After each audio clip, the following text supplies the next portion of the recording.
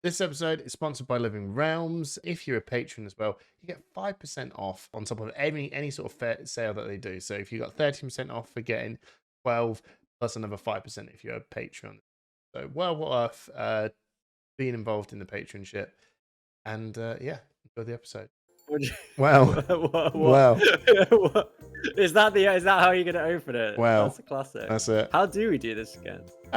Normally you what 2 weeks? Normally you start off with a load of stuff that annoys me that I've got to sort out in the intro bit, and then you cut out. I've just stopped bothering. No, but it depends. I mean, I was really hacked off last week because we actually had a really good starter bit, and then you just was like bang, bang. It's like, oh, for Christ's sake! You left that in. I did. I know because it was a good starter setup because everything else followed on. Do you want me to do it again? No. Maybe if Trip and I just keep talking over Hamish, he'll be really happy. Okay. Do you want me to just like itch the mic? Just, like, please, no, please don't. Oh, ASMR, ASMR. This was literally what happened. This is literally what happened. Episode 1 2 years ago, where we started off where Trip is rubbing the microphone, and I said stop. Anyway, if you're thinking on YouTube, sure. I don't remember that, but on YouTube, this layout looks totally different. We're doing something very new. We did. Why does it look different, Hamish? Well, something very special. Well, thank you, Dan. Right, I was about to say. Yeah. That's a podcast thing. That's a podcast thing, there. You know, like, oh, it's true. Yeah. Right. So normally we didn't realize that Discord has this thing called the forum or whatever it is, or stages. It's very, very similar to Twitter Spaces, where you have an audience and they can listen in live. So as you can see, we have 5 people that pretty much our entire Push the Point audience is here, all 5. So we've thought it'd be crew. Oh, we got one more. Hey, there we go. Oh my god. So yeah, so we thought we're gonna do this live, but not live, but kind of live for the UK Discord. So this is what it looks like. And then halfway through, we can actually invite people in the audience if they choose to. You're going to see this live that no one really cares, but we can invite people on to do an Ask Us Anything bit. So there we go. We have an Ask Us Anything bit. But if you're in Spotify... literally anything, apparently. It's business as usual. Yeah, you may hear some new voices. That's a possibility. Yeah. If you're on Spotify. But, if they're willing to, you know. I mean, should we start with the kind of elephant in the room, like why we're on a new Discord, or like so much has happened since we whoa, we're way ahead, right? First off, beer time, right? Because I want to just crack on with this. It's home news. It's home news. Oh, do we have to do? All right, fine, home news. We could do it. Let's do this. Home news. No, you've done it. The claps are in. Right. Okay. Simon. I don't have any home news. Oh no, you got. Come on, you got some news. I don't care. Simon, what's your home news? Well, I had the kids at home all day on Saturday, and we baked chocolate chip almond cookies, which was amazing because they tasted great. And I handed some out at the skirmish yesterday, and then I won the skirmish. Oh, well done. Yeah. You only had 4 hours sleep, I got one of these. Yeah. Oh. Well, you don't get your azalea out yet. I've been saving mine. I've got mine right here.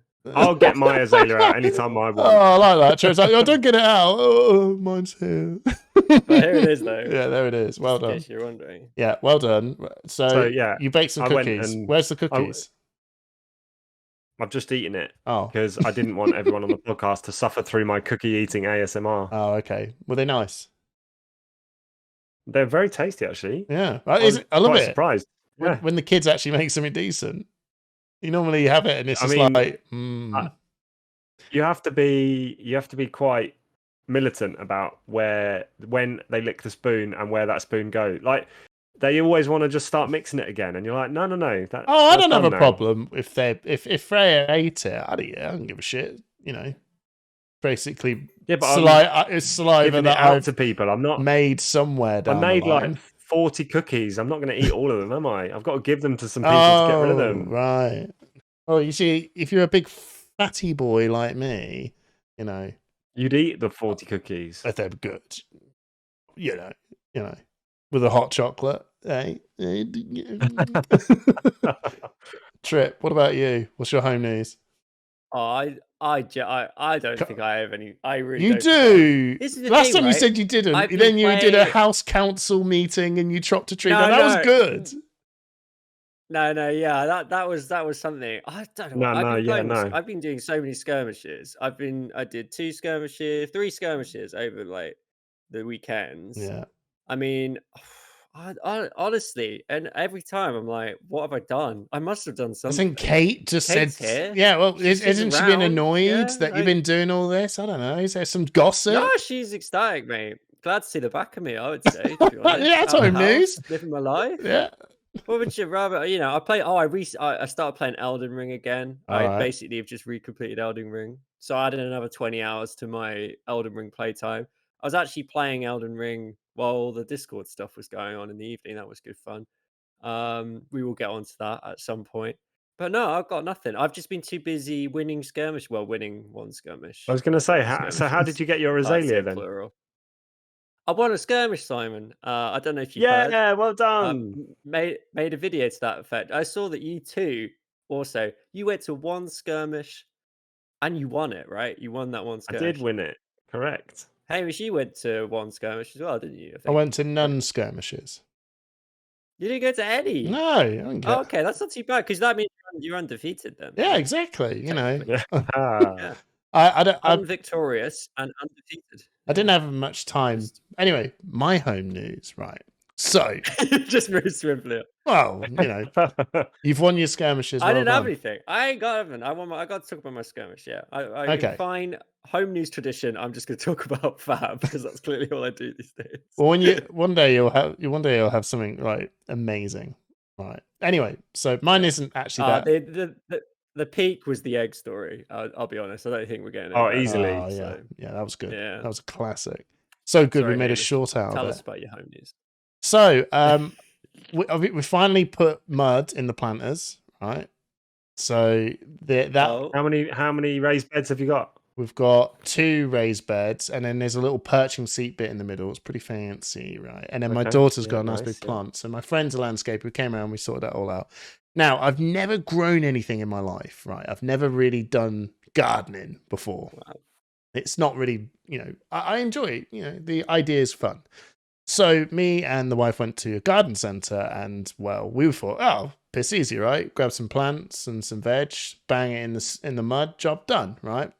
It's not that easy at all. It is actually overwhelmingly. We were in there for way too long, right? I was going to say, how long did you spend at the garden centre? Because I find they're like a time warp. You go in, especially if you've got the kids with you. You go in and you come out like 4 hours later and like, what just happened? Yeah, I know. What did I get? So they brought me, right? I still don't really know what she brought me, but we got, I think they're French dwarf peas. What the fuck knows what they are? Okay, right. Yeah, they're just like long and purple. Fuck knows. But the plant looked big, and it said, and she had long and purple and big. Well, jeez, lucky for some. I looked at another world. Yeah, I know. I looked at that and was threatened, but all it said was just. It just said, "Bang it in the." Threatened by a dwarf pig. Bang it in the ground and water it, and I was like, "Oh, that's piss easy." So, and I brought, and I actually had. Easy. I have. Have you got runners for them to grow up? No. Have you got like a trellis? Ah, fuck that. You don't need that. Cane, we'll get it. I'll get it if I need it. Right. They're just gonna fall over me. No, well, apparently, I don't know. Anyway, so I actually have. I had a dream. Right. I had a dream this year. All right, Martin. I really wanted to grow onions.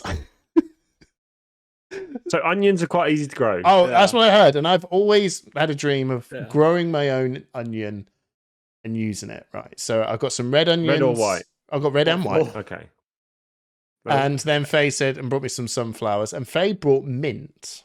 Lots of mint. Oh, easy, mate. Okay. Easy. Let me give you a tip. Okay. Don't plant the mint anywhere. That can escape. Yeah. What do you mean? What do you mean? It's not. It will just escape. It will grow everywhere. It will grow everywhere. Do not put it in one. Don't put it in the the ground. Don't put it in a raised bed. Put it in a small pot. I'll put it in the. It will grow.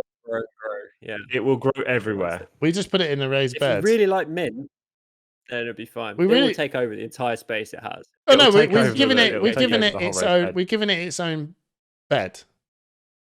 It's got its own bed. Yeah. That's it. It's only middle. Okay. As long as it doesn't join the other beds, you'll be fine. No, it won't join the other beds. Yeah. There's a big seat in the middle. Welcome to Push the Point Gardener's World. Yeah. There you go. I was going to say, if we get to talk about gardening during home news, I've done plenty of gardening these days. All right. Oh, not to rattle on this too long, but give us a quick gardening. I got my tomatoes. So I do tomatoes every year. I've reached the point now where the tomatoes so I've got a raised bed as well, and the tomatoes that have dropped have now grown into little tomato plants that I then take out of the old bed. It's the circle of life. So it's just money making. It's just pure profit at this point. There's no expenditure apart from the tomatoes. Pure profit. He's gone for a no dig tomatoes technique.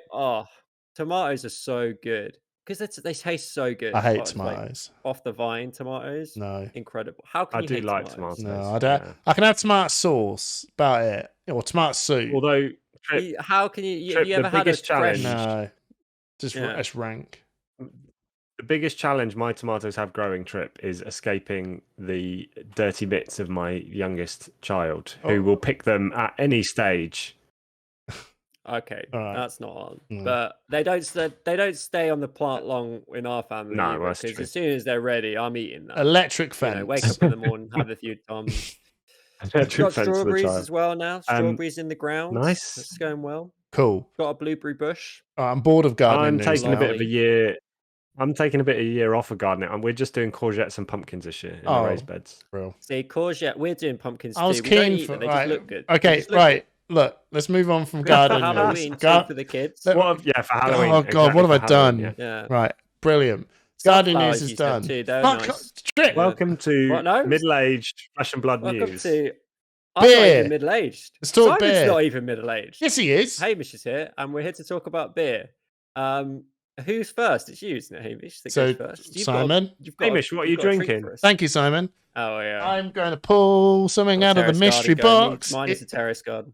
Oh, I'm sorry. Oh, my God. I don't know what this is. I have brought a box of Beer 52, everyone.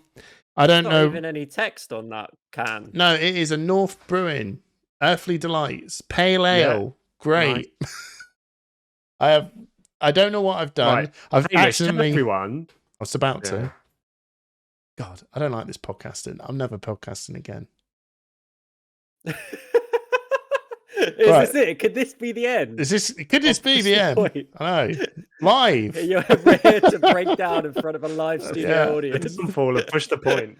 Okay, so I brought some tickets. I bought Limp Bizkit tickets that are also playing with Pendulum. And then when I ordered the tickets at the end, Beer 52 showed up saying, "You got some free beer, my friend." And I was like, "Oh, I like free beer. That sounds good." So I went in. All I had to do is pay for postage. I didn't really read the fine print, didn't I? Now I'm fucking subscribed and I can't get out.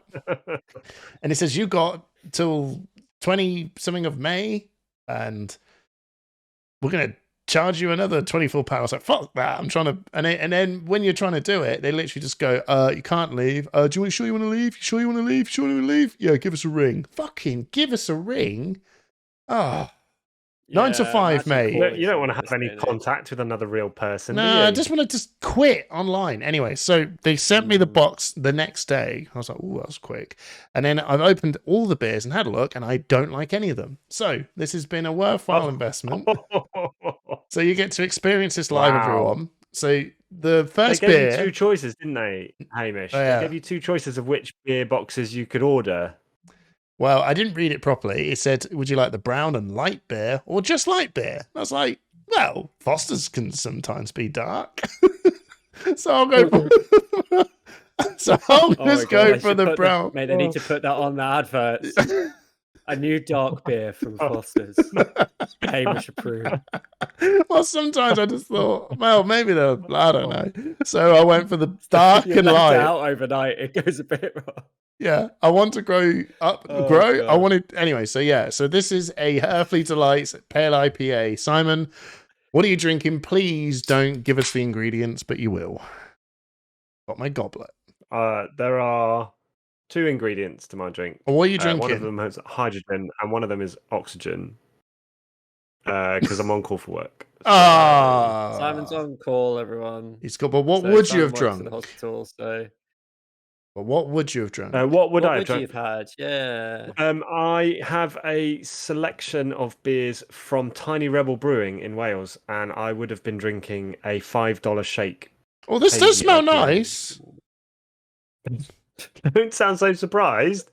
Well, this is actually pretty good. I might like pale ale. What about you, Orlando? I reckon you'd like pale ale's probably your. Oh, yeah. How would you not like pale ale? I don't know. Carry on. Sorry, Orlando pale Brew. Ale's more your cup of tea. Troy, what are you having? That's all right, mate. Troy, that's all right. So apparently, I was on stream at Whaling Game Skirmish, and I took a lot of flack from the patrons because I wasn't using my official push the point token. Yeah, that was bullshit. Available to buy from all good push the point members at your local armory. If you've got, if you want to go to Metal Fab Tokens, there we go. Oh, this is nice. This is actually quite nice. So, and I was using the dice. The only one I like. So I said that in exchange, I would drink a drink of the patron's choice on the next episode of the podcast, and they chose absinthe, which I don't, So where is your absinthe? I didn't have a huge amount of time. I don't have absinthe. However, they did say another drink, which was port, which I do have. Right. So I actually have a bottle of port here. Bravado. Nice. Does it say Port Aventura? It says raised, matured, and bottled in the Duero Valley. So I'm going to be drinking port today. I would love to see Kettering Port. Kettering Port is beers now, mate, haven't you? So... Oh no, we've got Potbelly Pig. Port's an ingredient in a great little cocktail called a Cheeky Vimto, isn't it? Ooh. See, that's what I should have done. I forgot about the Cheeky Vimto. That would have been a good... What's the extra ingredient I need for a Cheeky Vimto? You need blue WKD for that. Oh, I guess I could put down the shop now, but it's a bit late, isn't it? Yeah. Can you imagine if I just left a little bit late? I could. It's only 5 minutes down. It's only 5 minutes around the corner. I could go. And you guys could just pad. Are you going to do it? Yes. Are you going to do it? No, I'm not. Okay, right. Okay. You're going to do it? You're going to go? Go. Anyway. Port is like red wine, but thick, is how I describe it. It's like thick, syrupy red wine. It's a fortified wine. Come on. Yeah, like a thick, syrupy red wine. And but anyway, guys, welcome. Cheers to everyone listening. Cheers. I hope you've all brought a beer with the audience members and whoever else is listening. I wonder if people actually do have a drink while they're listening to the podcast. I know a lot of people listen to it in the car, so I imagine no, probably not wise. That's not safe. Don't do that. No, don't do that. Simon, what are we talking about today? I'm sure you've thought about this. You haven't just. Yeah. So apparently a lot has happened since we last recorded, including the events of last Sunday night, a week ago. We could talk about that a little bit and why we're doing the podcast as a stage / forum / whatever live. That's quite fun. There's also been a skirmish season which has just wrapped up yesterday, and I think there are projected to be a couple of living legend heroes in Blitz. So we could talk a little bit about the Blitz. And then what's happening? Well, this will be released on Friday, so there's a really big event happening this weekend as well. Maybe we could. I don't think I've heard what's going on. Pro Tour, mate, nothing big. Oh, nothing big then. Yeah, we're not there, so it can't be that big. This weekend, live on Star City Games stream. They won't let Mansant stream, but they will stream themselves. So looking forward to watching that. Is that right? They wouldn't let. No, they would. No, hang on. No, I suppose hang on. It's a bit more close. I did. I got the scoop right.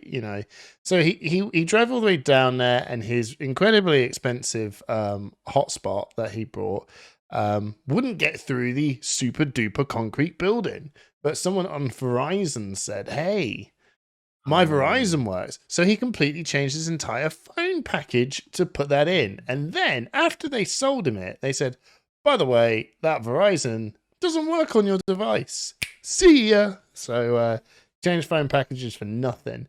So SCG Con could have gave him an Ethernet cable, but they said no, because we don't really want to mess up all the Magic the Gathering stuff, and we just didn't, you know, they just went, nah, not really.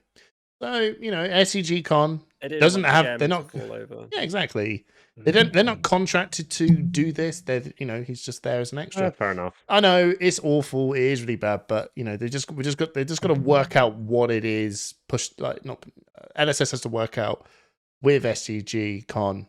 By the way, you know, this is part of what they need to do. Yeah. It's just basically talked prior. So, you know, it is what it is.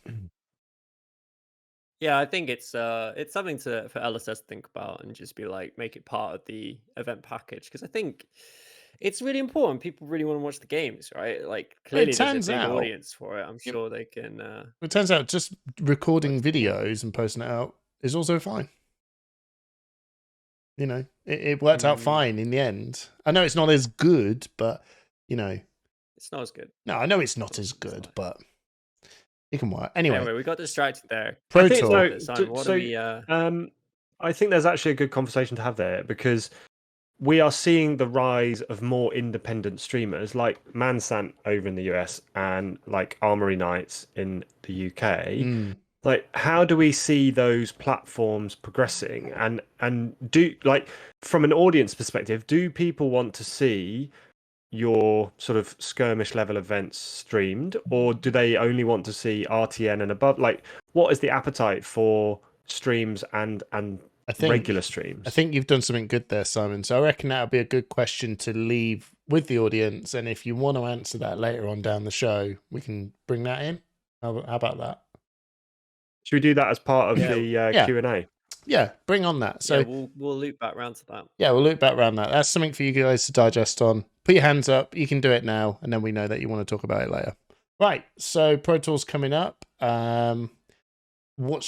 did a What's Hot Whatnot was it last week? It was last week. Was it not last week? I can't fucking remember when we do this shit.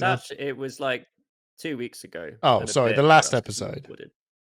You would have heard it 2 weeks ago when you listened to this podcast on Spotify or YouTube. What is your thoughts? What do you think is going to happen? I've got my takes. What's your hero thoughts? For the Pro Tour, for CC. For the Pro Tour, I'm going to be relatively boring, and I think. Hey, you can't be boring. That's me. This because Pro Tours tend to throw up things that are a bit unexpected.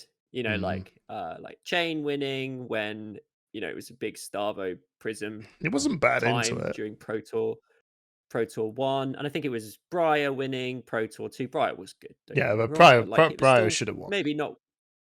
Or in the top 4. But I think it was like, I do think this time, I do think Oldhim is going to win it. And I think that's a little bit boring.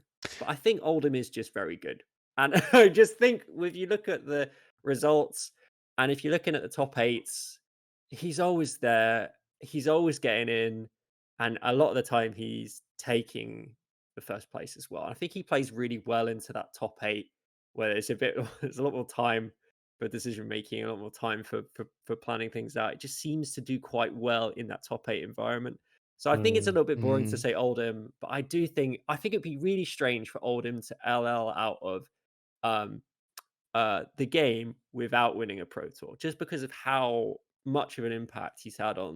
Well, that's weird, because that's what Prism did. Did someone? Yeah, Prism didn't win a Pro Tour, and did someone? She LL'd out of there. Yeah, I think that's weird. And too. So did Starvo. To be fair, right? Starvo didn't win a Pro Tour. Check, right? Yeah, but I still think it's. I mean, these days there's only one Pro Tour a year, so we're gonna have a lot of heroes out with Pro Tour. But I still think. Did someone work out that Oldhim could win all 3 big events over the weekend and still not LL? Well, no. So he 2 points short. So Blitz is so Battle Harden is Blitz.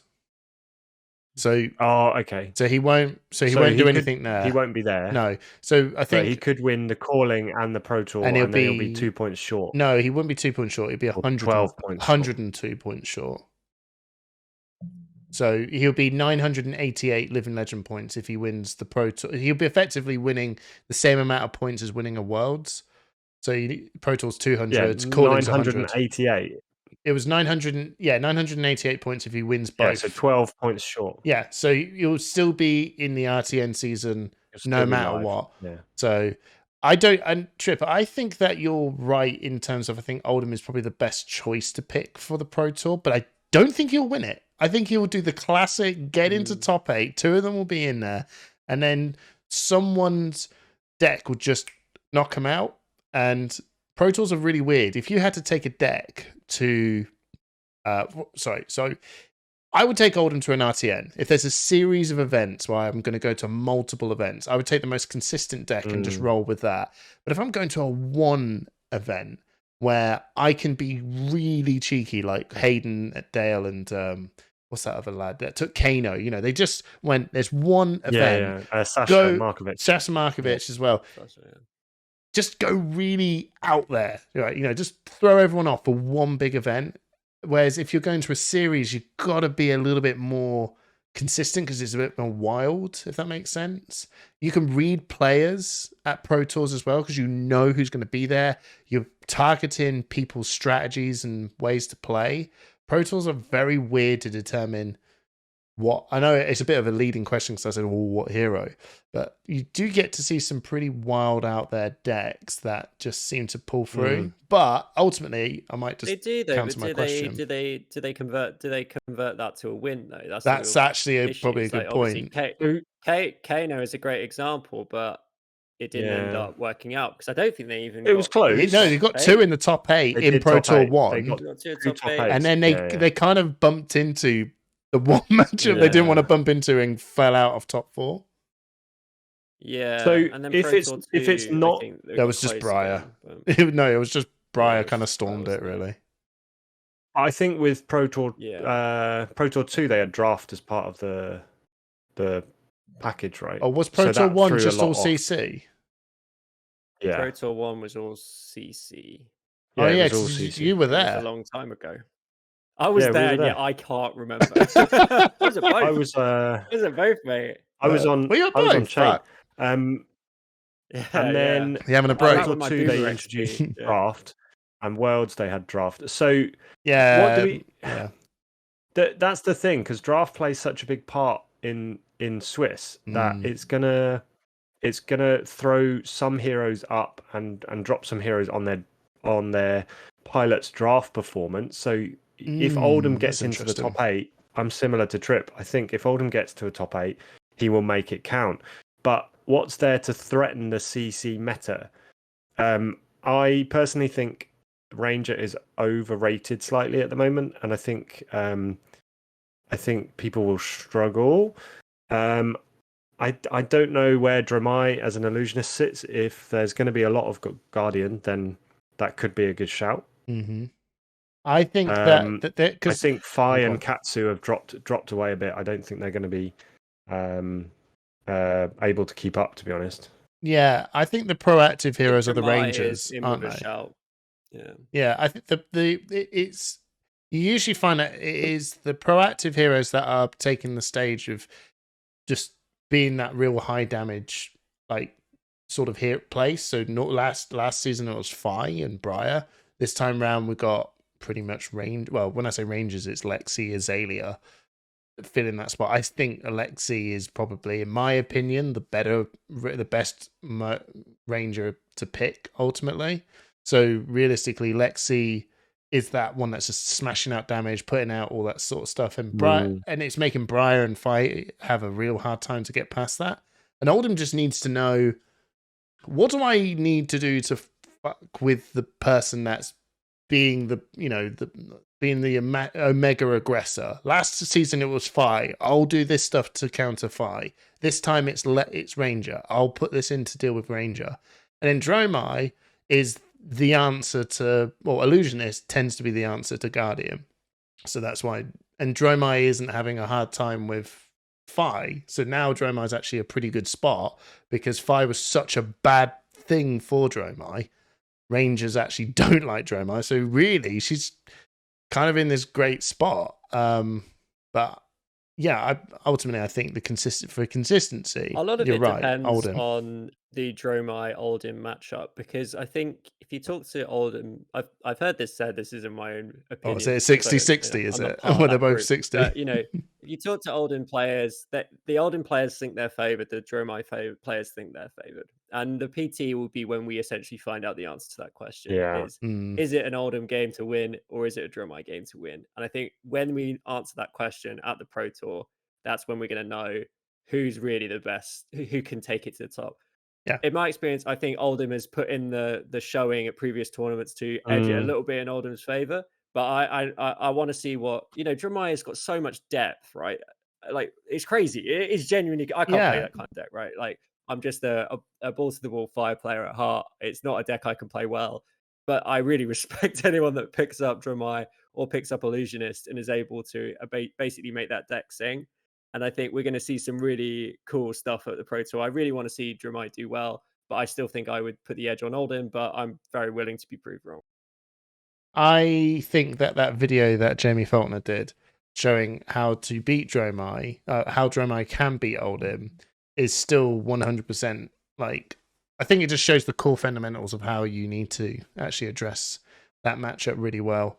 I think people have forgotten and went down a very simple route where other people have been teaching them, hey, just play Rebels and just go ham on them. It's really easy to play, and it bullies people that don't know how to deal with it. And it's true, that does work when people don't know how to deal with it. But the second you do, and you realize actually, kind of like Dash is probably a terrible example, but like Dash is a hero that can have permanence set up on the board. But she also had these other cards that sit there and go, I can go really fast and slam into you. And everyone goes, oh my God, how the hell am I going to deal with that? Block really well, and it will eventually run out of gas. But then, Matt Rogers showed, why don't if you just don't do any of that and actually set up a real good permanent board and just make a really solid way of just, peppering them to bits. And then all of a sudden everyone's like, oh shit, this control thing works really well. And that's what I think people are forgetting. Dromai can do this really, really well. It's a little bit not as easy because the items stay there and, illusionist stuff can pop. But if you, but pitch stacking is a thing. Oh yeah, you've got to know how to pitch stack, and once you've mastered that, basically, for Jamie Faulkner, or Jake, I can see you, Jake, who know what they need to do to tackle those matchups. It's hard. It's hard. It's time consuming, but I think it's Dromai favored. Because the thing about the video we have on Push the Point, and I 100% anybody who's interested in the Oldham Dromai matchup, watch it was from the top 8 of the UK Nationals. Jamie last year playing as Dromai, but he was very clear in that video that the strategy that he was using to beat Oldham was specifically because he was in the top 8, and he knew he had the time to pull off what he was doing.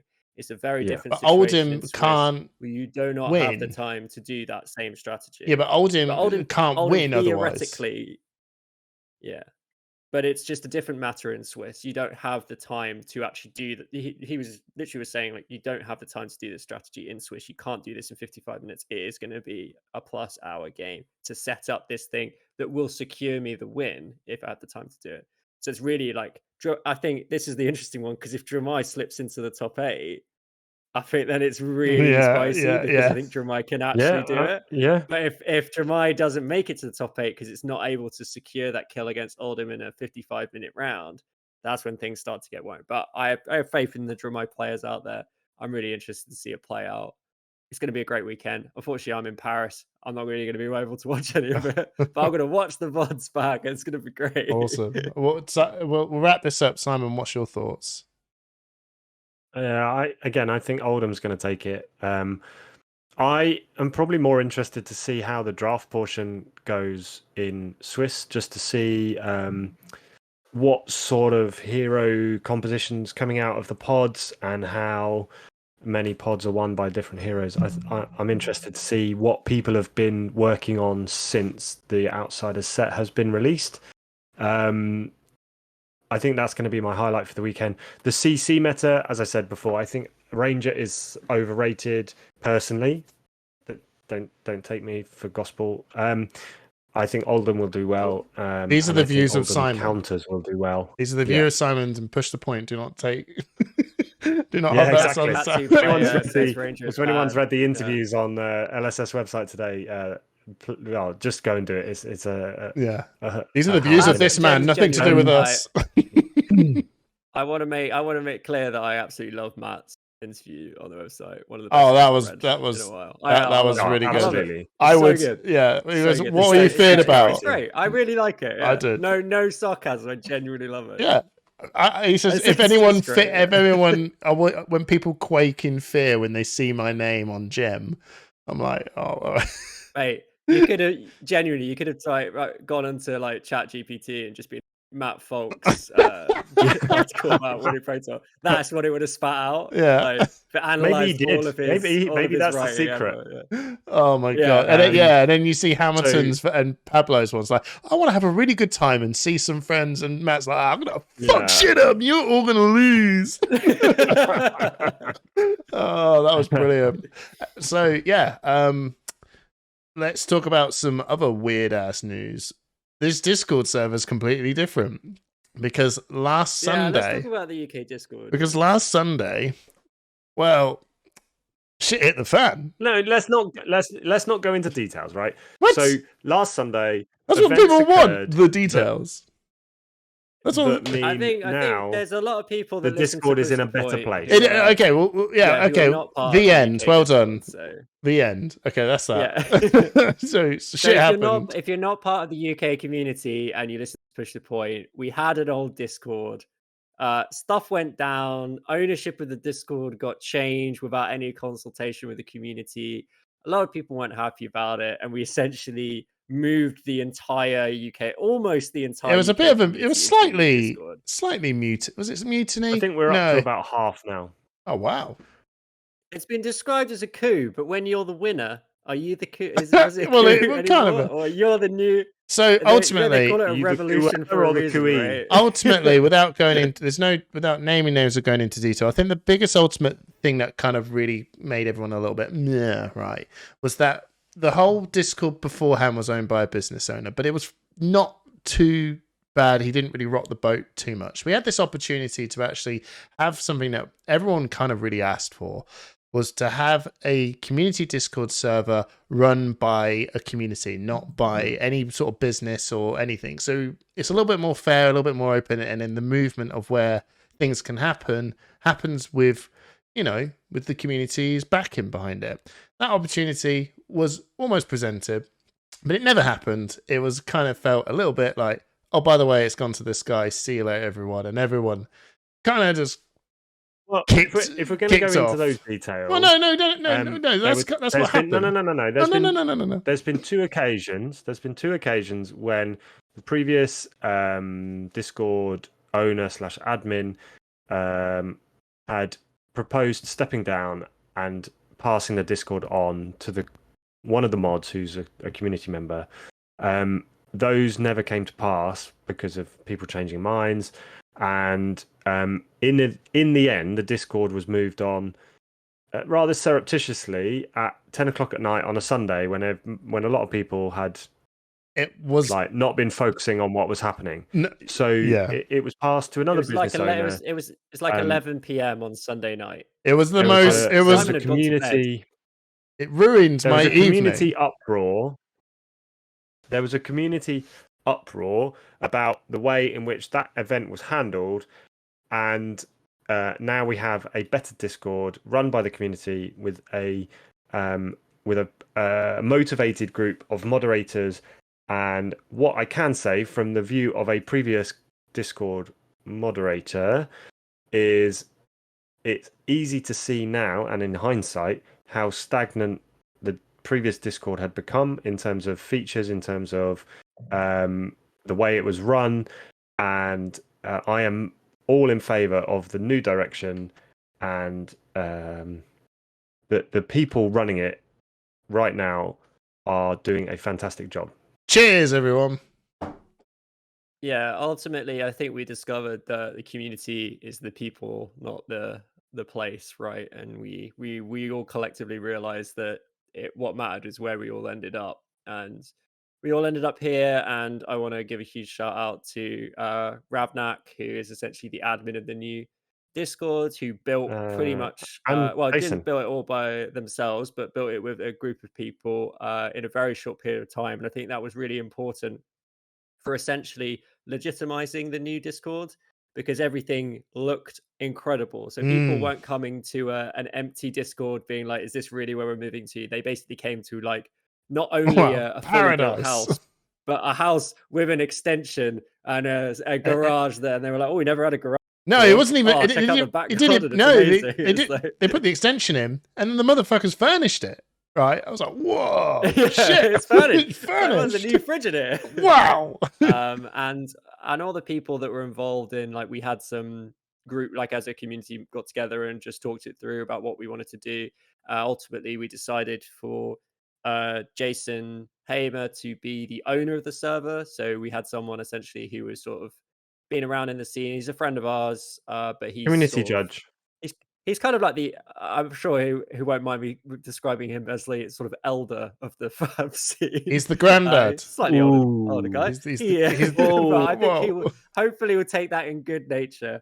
But we've come to a new way of, being here, and it's been really good so far. And that's part of what we're doing today is we're actually in the UK Discord forum, which is just an open town hall. So actually we've got about 14 people here, which is actually kind of cool, just listening along as we record the podcast. So that's all I think we're going to say. I think we shouldn't dwell on this too long. No.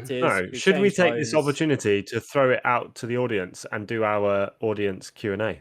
Didn't we have one more point that we wanted to do before we do that? Like there was one more topic. I think before we do the Q&A, I think we should just do one thing, which is, Simon, congratulations on your skirmish win. I think maybe you should talk a little bit about your win. No, come on. I really don't give a shit. No, I think it's important. Simon, just do a quick run through of you winning. Right, I'm gonna have a Dream Cycle oatmeal stout because this is going to be as painful as listening to this.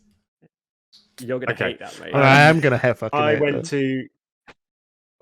to a sealed skirmish yesterday at Underworld Games in Nottingham. I opened fairly well for Assassin, including a shakedown, which tipped over into running Azuri. I went 3-1 with Azuri in Swiss. And then we had a top 8 draft. So I came third in Swiss, and I was the only Katsu drafter. And then I went 3-0. Why would you let that happen? Sorry. Simon's on the this is big people. They see you, Simon. They're like, well, I can't draft Katsu because I'm never winning that against Simon. It seemed to happen that way. So there was some interesting. I wish I had filmed the draft because pack 2, picks 7 and 8, I had like 4 ninja cards each to pick from, including like red Surging Strikes and red Descendant Gust Waves. And I was just like, what is happening? I had to pass on a Cyclone Roundhouse because there was a red head jab or something else better to take. I did end up getting a Shuriken, a Silverwind Shuriken. But yeah, I had 5 Surging Strikes in total, 5 Descendant Gust Wave, 3 Bonds of Ancestry. The picture of the deck's up on Twitter. It was very good to me, and it felt like a long day. But I really enjoyed playing Katsu to finish off. How about you, Trip? How did you win your skirmish? Well, Simon played Katsu, everyone. I play Ira, baby. Ira's back. Oh, fuck it. Trip's played Ira. All right, let's carry on. Well, it's my go-to deck, and I just wanted to play it at one point during skirmish season. I got very lucky. My good friend Jake, regular raccoon, did me a huge favor by bringing Irish Prism, I should say, and essentially knocking out the one hero I didn't think I could beat, which was an Icelander piloted by I think it's Yobos or Yobos. Apologies if I pronounced your name wrong, but a very talented Flesh and Blood player around the Essex, London scene, who I'm sure a lot of people have played against and probably lost against. I think he actually took home the skirmish the following day, which was live on the Armory Knights channel. So I was appreciative of him to kill the Icelander because my deck doesn't do very well into Icelander, but it's fun to play Ira again. I love playing Ira. I've played I don't know how many games of Ira these days. It's just always a fun deck to play and add the new cards to. And it was good to win a tournament. I think both me and Simon were saying like it's good to This is good. I promise you, I'm not trying to diss Hamish, but I just was like, it is nice to win a tournament and remind yourself of that feeling of actually winning. Yes. Often you make the top 8 or top 4. Well, not often, not often at all anymore. Sometimes you make that, and it feels good. But actually winning a tournament is great. I can't lose something I haven't entered. Right. Last thing. I just want to say, putting the prize card in a LSS envelope or Legend Stories Studios envelope super special. is one of the simplest but most effective ways of making that prize feel special. Wow, so what's it going to be? Shout out LSS. Well, you know what it's going to be. It's just something about it being in the black envelope. Yeah, just makes it's it like a present. Special. It's like a Christmas present. I just want to say, when I saw it was just a normal cold foil, but a cold foil Young Azalea, I was like, oh, why is it in the envelope? But actually, it's cool. It's really cool. Yeah. So it is really cool. I thought that was a nice touch, which probably doesn't cost them a huge amount of extra money. Fun fact. Yeah, I've still got all my old. Fun fact. Scott, look, I did that too. No, see, this is what I said to everyone. I apologize, Spotify, but there is a chat going on, and we said before the recording that we wouldn't just respond to the chat to make people in the anyway. Right. Fun fact, everyone. Before we move over, do the chat. Right? No, you can, but just give context. Remember, context. Okay. So, fun fact, everyone, that our spoiler never came in an envelope. Interesting. It was. I think it's because it was common. It was just bleh, whatever. My spoiler. Everyone else's came in a little envelope. I was like, well, ours didn't. Ours came like unsleeved. It was bent in half. No, it wasn't really. It was in a top loader, and I was when like, I did Earthfloor Bounty, it came in a sleeve. Yeah, ours Looming Doom came in a sleeve. Anyway, so I remember you being really annoyed that wasn't a foil version until you realised that the foil version was. No, it was foil. It was foil. But it wasn't extended I up. genuinely was like, why did everybody get a cold foil Majestic equipment and I got a non-foil Earthfloor Bounty? And then it was because it was an extended art. And I was like, just send me the extended art, guys. I ended up opening the extended art anyway, so I didn't really mind too much. I've got that on my shelf somewhere. Anyway, let's go to community questions. This is the bit where we hope people want to ask us a question. It could be literally anything you want. We don't care. You will be featured into the podcast. So raise your hand as long as it's not offensive. Yeah, bear in mind you will be on the podcast. James Ashall first up. It will be edited if it's really bad. But let's move on. Yeah, so let's put James Ashall on. He's here, everyone. Hello. Hello. Welcome to the podcast. You can go camera mode. I don't care. It's all good. Oh wow. Maybe not. Maybe another time. Welcome, James. What is your question? Hello. So with the new set of Dust Till Dawn coming up, what would you guys like to see featured in the new set, or would you like any surprises to happen, so to speak? Ooh, great question. Good question. Hamish, why don't you start? Because it's a big step for you. Your signature heroes and heroes you've loved playing have been of the Shadow. Yeah, no, thank you. I'd have to say this set is going to be one of the most exciting sort of sets I've been in, because Monarch was such a huge deal. Got 3 heroes, so it feels like I'm got a lot of cool cards to sort of jump into, really. I'd love to see is 2. Well, I think we're going to have a Light Illusionist, obviously. We're also going to have a Shadow Rune Blade, because it's somewhat. I think it's not surprising to see that. It would be really cool if we can get those heroes to a kind of like a non-straight up broken but pretty good phase. But actually, the secret sauce that they do in the set is really level up Bolton and Levia to a level where they're actually, you could probably see them more into competitive states. So that's kind of like the trick, where they actually go, see all the old cards in Monarch, they're really good, right? If we just put these 2 heroes and we make them work. Do you feel that they will do the same format as Monarch, or do you think they'll do something different? Because I can't see them releasing the same 4. No, so I think I think this expansion set is going to. It's not going to be draftable. I think it's going to feel kind of very much like like Crew and Everfest and Dynasty, where but I think they're going to literally turn around and go, you know what, we're actually going to put some emphasis on the talent side of things rather than just opening up this like big pool of non-talents. Where in Dynasty they actually did throw out talent cards, which people don't sort of. They put 2 cards of talents in there, and that was it.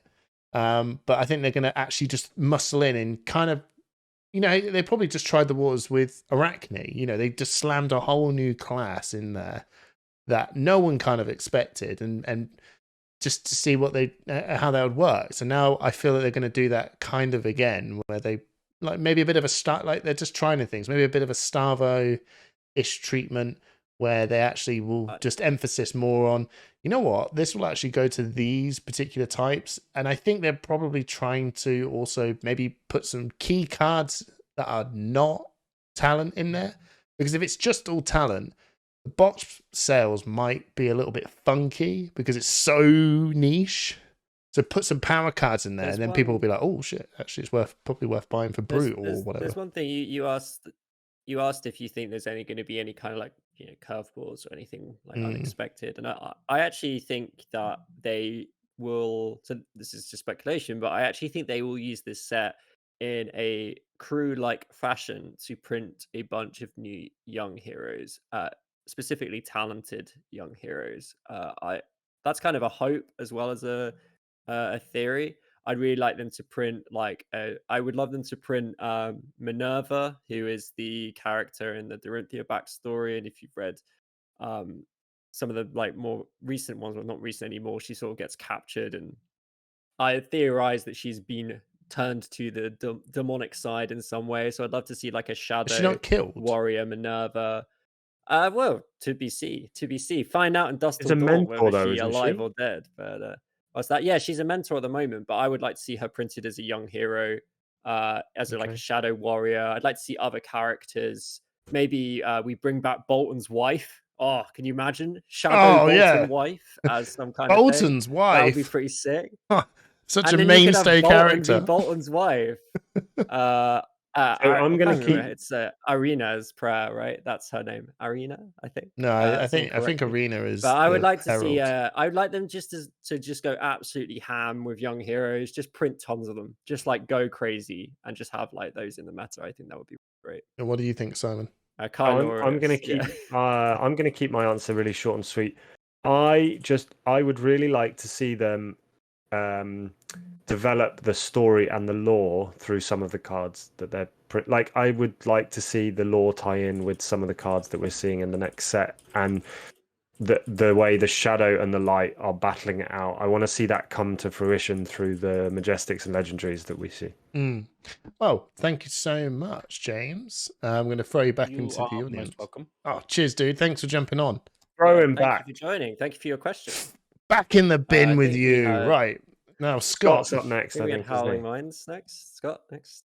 He's on.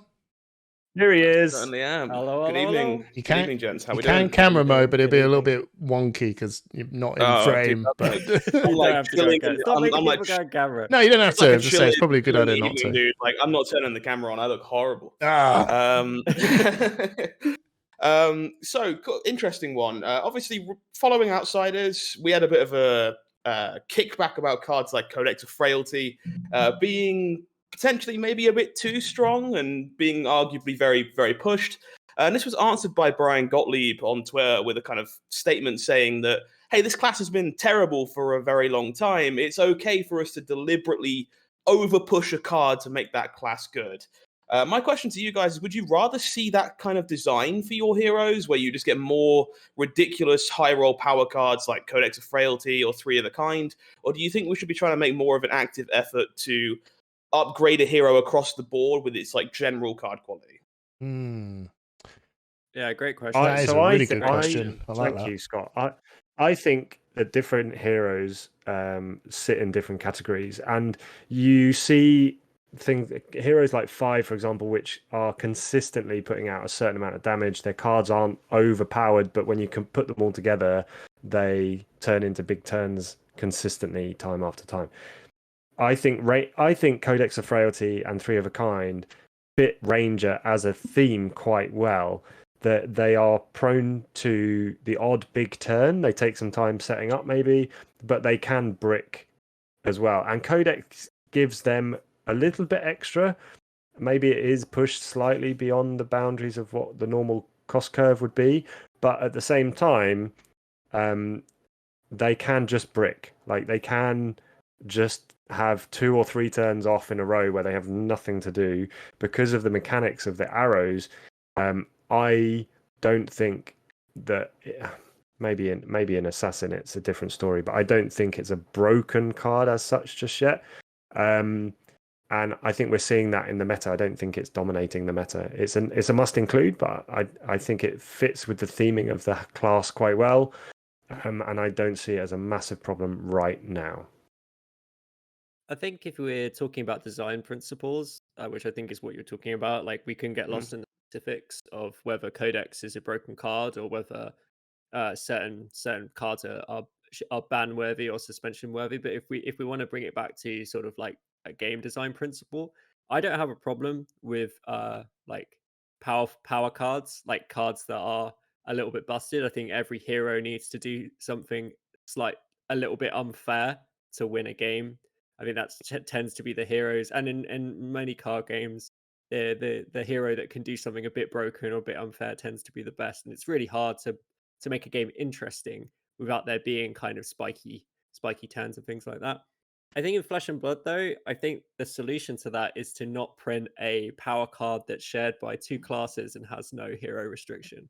I think that may have been the mistake they made with Codex of Frailty. If the idea was to buff Azalea, why is it not an Azalea specialization? Like, I don't really necessarily buy that reasoning. If it's like, oh, we did this because Azalea sucks, and it's like, well, what about Lexi? What about well, Azuri? Lexi hasn't performed either, though.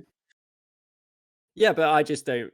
If that reason that's being given is not necessarily the case, because it's like, well, if that's why you did it, why did you give it to Assassin, an unproved hero, right? Like, we had no idea how. Well, I mean, they did the testing, but we weren't sure how amazing Azuri was going to be. And they've let Codex now exist for every Assassin hero, every Ranger hero that they ever print ever again. Like, I don't want to get stuck on the specifics of Codex, but if we're talking about, like, is it okay to print a really spiky card? 100%. Just slap the word specialization on it, like they did with Shakedown for like Shakedown, right? There's 2 for 6 that you banish a card from the hand. Shakedown's a crazy card, but it's fine because only Azuri can run it. And there's loads of crazy cards in the game, but they're fine because only one hero can run it. And if it's ever too crazy, the hero LLs out and then we never see it again, right? Or they print another hero with the name, but I think that's fine. I think that's okay. I think, they got to be really careful when they print a card like Codex and they've just essentially, in an evergreen format, that card is going to exist forever, theoretically, which I think is a little bit dangerous. But I'm sure LSS know what they're doing. So. Yeah. Hamish, no, so I don't have a problem with real big power cards. I think Trip made a valid point of saying that, it's actually these really crazy spike turns that actually makes it really exciting to play. And I'm like, yeah, actually, you know what? It is those crazy spike turns that we all get that actually makes you go, you know what? It's my turn. We all have a turn. It's not fun when it's only your turn and you're doing it back to back to back. That's when it gets a bit, oh, that's a bit silly. But if you're having that moment of going, bro, this is dumb. And then you go, oh, Christ, okay. And then you kind of, you spent your dumb points on that moment. And then the other person goes, well, it's my turn to do my dumb. And you go, shit, okay. Spent your dumb points is great. Yeah. Well, maybe that's my way of explaining it. It's so true, though. It's so true. Like, even, and I will harp back because everyone go, Bolton. Oh, okay. I'll put my example, Viscerai, right? Viscerai got given Revel in Runeblood and Gloomveil, right, in Everfest. And that was like crackerjack's dumb on so many levels, right? No one's asking. No one cares. No one's asking that stuff to be banned because, relatively speaking, is it like those cards work this very deliberately works very well in a very specific hero type. Even though it says any Runeblade can do this, it's like, yeah, sure, but not really. Do you know what I mean? Not really. And I think that for Codex of Frailty, as an example, I think it shines really well in Assassins. I think it's a really good, strong Assassin card to use. I think it works incredibly well with Azalea. And I was watching this dude on Lexi, and he was trying to run it. And it was actually not, it was good. He did say you definitely should consider using it because it's, it's got a lot of power behind it. But just the core fundamentals of how Lexi's trying to work when she's got a card in Arsenal anyway, and he's actually trying to, and you're watching him play it out, going, this is slightly a little bit more awkward than Funky. It's not. It's good, but it's not like crazy good. The power unlocks when you got it in Arsenal, so you got to sort of do some sort of playing around a little bit and trying to feed this card into Arsenal. And then that's, to me, is like, yeah, this card's got so much crazy design behind it. And we can all dream up the wildest moments you can get out of it, right? But sometimes you actually just draw two of them and they block for two. And you do sit there and go, this does kind of slightly something else right now. Yeah, you know, Mordred, you know, when I said like Revel and everything, right? You do look at those moments and go, well, this is my dumbass card, which I can't really use to its full effect right now. And it's, you know, but when I can get it to work, it is dumb and it does seem unfair. But I don't really have a problem with Codex of Frailty currently at the minute. I don't see it. Like, it's making these heroes a lot better, but they're not really massively winning much either. They kind of just got this huge bump, and it's evident, but it's not like cripplingly bad to the point where I'm like, oh my god, this is just making everything so bad. Like, for example, we're all fine with Channel Mount Heroic, and we're all fine with Channel 8 Frigid, and they are dumb. Are we fine with those? Well, we are. Well, I don't. Well, maybe that's a universal opinion. No, well, what I mean is that we're not having public outrages, right? You know, we're not on Twitter and everyone going, brrr, you know, it's just we kind of accepted that there is some setup to this, and there is, like I said, I'll say it again. Briar wins the game when she spends her dumb points by going pitch Channel Mount Heroic, bam, bam, bam, bam, bam. It's like, okay, this is what you're here for. This is what you were meant to do. And I was going to say, Hamish, I think you actually touched on something really interesting, which when you said, like, sometimes you draw these cards and it's not the right moment. And that's part of the balancing of those cards. And I think that's why we see a lot more hate and a lot more call for bans on equipment, right? You know, Crown is always there. No, Crown is legit. You know, it's never in your hand at a bad time. It's on the matter. And Stormstriders is always there. It's not like you can draw Stormstriders at the wrong time. It's always on the table. And I think that's why we've seen a lot more hits on equipment, because there's no cost of a bad hand involved with those cards. They're permanents on the board. And I think that's why we see a lot more hate for that than we do for something like Codex and Skeletor. I mean, we could get stuck into the old seeds chat, but I mean, I think Van Brace is. I think Van Brace is actually doing a massive job there. Yeah, you go watch that Mansant final where you see an Oldham use a Van Brace and makes that kind of seeds look a little bit like, oh, this isn't working. I think if you're having to print a legendary to balance another legendary, I do think something. I think also Van Brace as well, and I'll end this point now. I think Van Brace is going to be doing a huge number on Illusionist going forward. That's future preventive work. I think it's clever. I think that's one of those ones where we'll go, oh shit, that card's actually really good. Thank you, Scott. It was a pleasure. Thank you. Okay, we have hit the hour mark. We had a question for the audience. We just have one more question from the audience from someone that doesn't have a mic. So I just wanted to quickly cover that before we wrap it up for the episode. Go. Which is from Apeth, which says, what are the best resources, as a new player, what are the best resources to learn draft, sealed, or get some limited fundamentals? Which I think is a really good question right now for a lot of people who might be going to a draft RTN or starting to engage in draft or sealed a bit more. So, guys, do you have any thoughts about that? The one that immediately comes to mind, not to shout out another podcast, but I do think that the Arsenal Pass stuff on draft and sealed is actually very high quality. I think I watch it, I listen to it. It's the content I engage with the most is when they do their breakdowns of the cards. I think at a fundamental level, just understanding what are the really good cards to look out for is really useful. So I think I would start there. Back in the old days, I used to listen to What was the OG podcast? I can't even remember. They're Session going to play me Blood. so bad for not Session remembering. Blood. Session Come on. Blood. Oh Come my God. on. I'm so sorry, guys. Sorry, Lost. Kieran, yeah. We just lost some. We just lost some LSS Session cred Blood. now. I remember them doing one on like Arcane and Welcome to Wraith, and I before my first Arcane sealed online tournament that I'm sure Simon and James, who I can see in the chat, Barrow, organized. I was like cramming that. I was like writing down all the really good cards to look for. That's what I used. I think the equivalent today is definitely Arsenal Pass. So I would listen to their content just to get an idea. Go straight to the source. Go straight to the source. If you haven't seen, for outsiders specifically, LSS devs have done a video, on the FabTCG YouTube channel for Sealed. But if you look at it, if you watch it, it goes through, as Trips just said, it goes through all the good cards. It goes through how building deck building fundamentals for each hero and cards to look out for, and that is absolutely applicable to draft as well as Sealed. So have a look. I think go straight to the source. Limited time only from Arsenal Pass is very good, but LSS are also putting out their own limited content at the moment as well. And if you want to have some time to practice, there's an amazing resource. If you have the means to go to your local armories and they're doing RTNs and you can get 8 people to do that, 100% do that first. I highly push that to happen. If you can't, right, there is a website called Draft Fab which a good friend of ours called Mark runs. If you can able to organize something along those lines as well to do some practice drafting online, if that, it's better than nothing, right? It's better than nothing.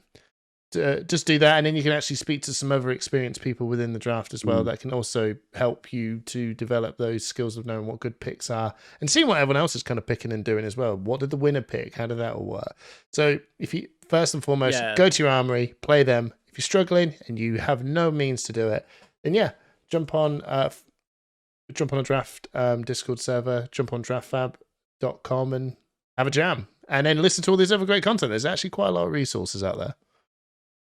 Yeah, incredible. Cool. Thank you everyone so much for your questions. It's been it's been generally really cool to have people come actually speak on the podcast. It's something I've always wanted to do, is to like bring people on. Like I always thought maybe we could have people submit like voice clips and with their questions and we'd answer them on the podcast. So it's really cool to be able to do this on the UK Discord, the Flesh and Blood UK community Discord. I'm sure we might do this again in the future, give an opportunity for people to jump in and ask questions. But this I really enjoyed this. This has actually been really successful. I really enjoyed it. It's been really fantastic. Did we just want to re-emphasize? So we asked a question earlier to the audience about streaming, game streaming, and event streaming. I think it would be better if people go and comment on on the YouTube video when it's out. Like, leave your thoughts there when this is out on YouTube. But just have a think. What level of events are you interested in watching streams of? If not all events that could be streamed, what do you look for when you're wanting an event streamed? Are you looking for commentary? Are you looking for just the games? And then, just as an extra, if people were going to cut down the games and commentate on them post hoc and release them as individual entities, a bit like Baz the Bard does, hi Barry, with his games from local armories, is that something people look for? So thank you. Have a look. Go and put your answers on the comment section on YouTube, and this would be really, really useful. Yeah, no, thank you so much, everyone. This has been a really fun podcast. I actually really enjoyed this one. I love the audience engagement's actually been like, ooh, actually, this is really fun. I might actually dress this up a little bit better for YouTube next time. So if we do this again, but if you do want this, give us a nudge and we'll look at doing more of this. But thanks so much, everyone. Thanks, everyone. And don't forget, like and subscribe. Oh, yeah, all that. Yeah, join sorry. Like and subscribe. Join the Patreon. Whatever. All right. Yeah. Bye. Bye. Bye. Bye.